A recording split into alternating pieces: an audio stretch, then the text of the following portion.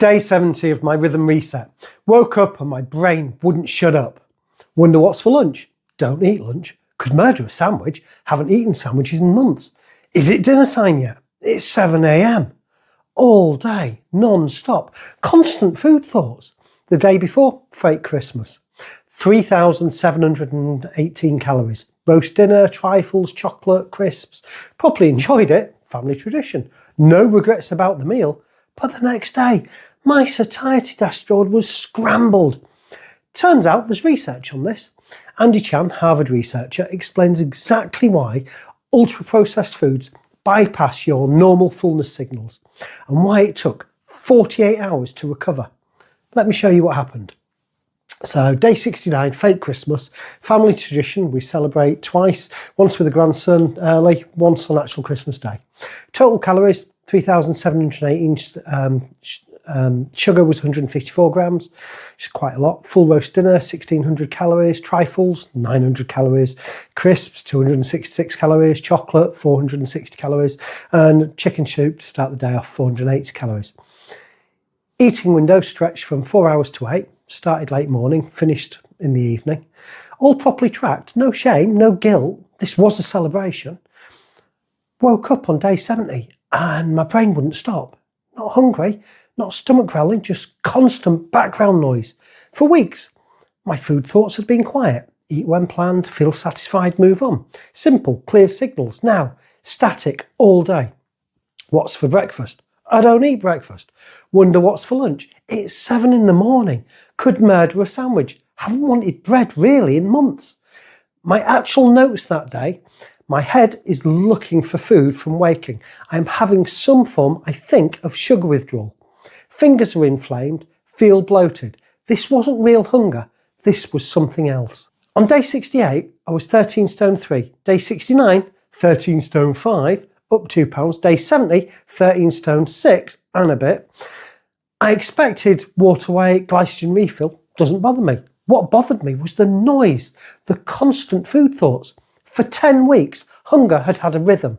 Now it was just chaos. So I wanted to understand what's actually happening. And when I found Andy Chan's research out of Harvard and the Zoe studies, he works on ultra-processed foods and metabolic health. And what he found explains pretty much everything in this. Here's what Chan discovered. Ultra-processed foods are deliberately manufactured to hit a bliss point of sugar, fat and salt, which allows them to bypass normal satiety and fullness signals in the brain, meaning UPFs are engineered to scramble your dashboard. Think of satiety like your car's fuel gauge. Normally works fine, quarter a tank, you know you'll need petrol soon. Empty, time to fill up. Clear signal, clear response. Ultra-processed foods hit this specific combination. Sugar, fat, salt, exact ratios, engineered in labs, tested on focus groups, not food, product design.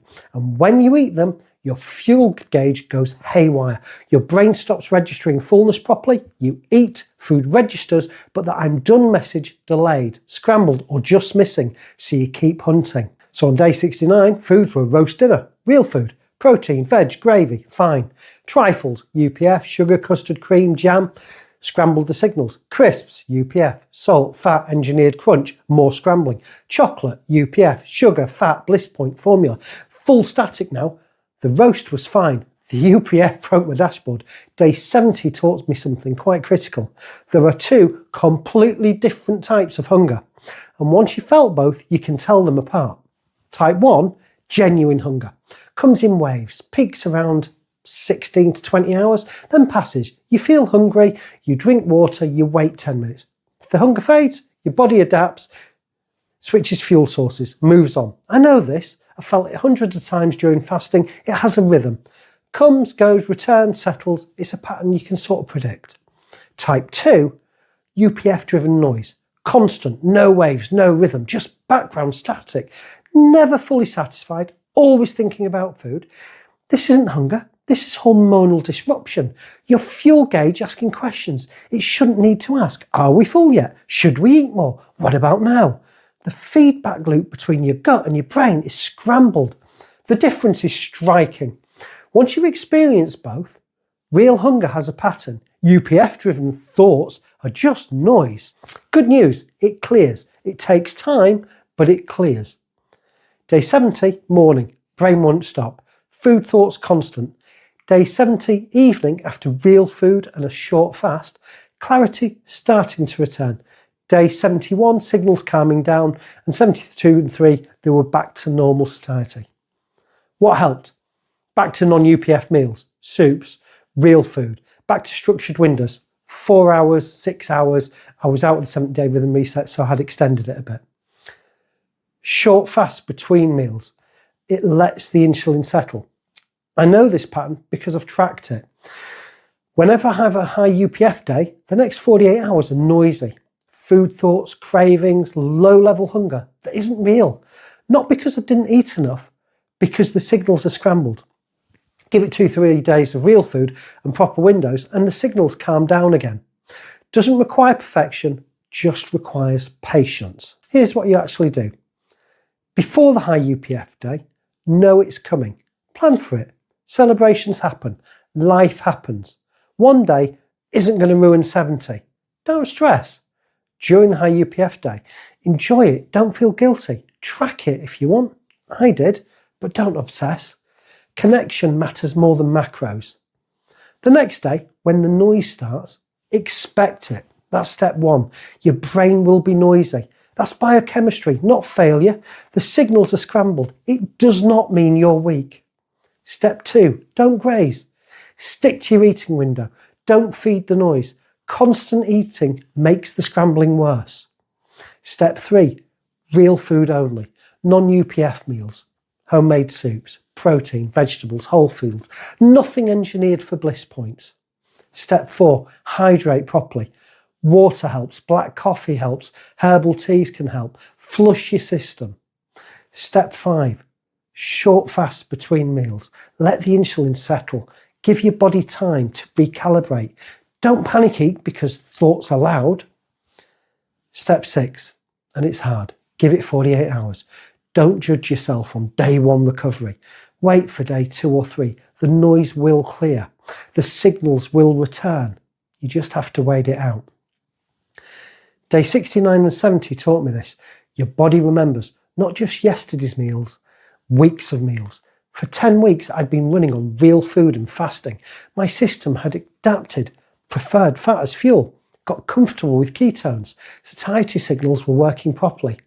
When I flooded it with 3,718 calories of UPFs, my body noticed the noise, the scrambled signals, the constant food thoughts. It wasn't weakness, it was proof. Proof I'd built metabolic flexibility. Proof my system could tell the difference between real food and junk, and proof that it didn't actually want the junk anymore.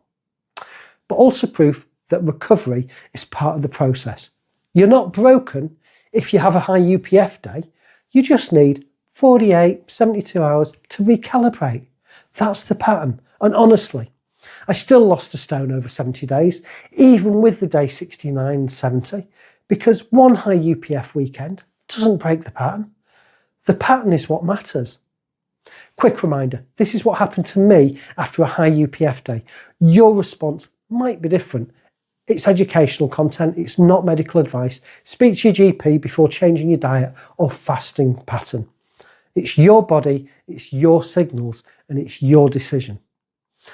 Next up, the 3 pound spike. Why water weight isn't fat and how long it actually takes to clear.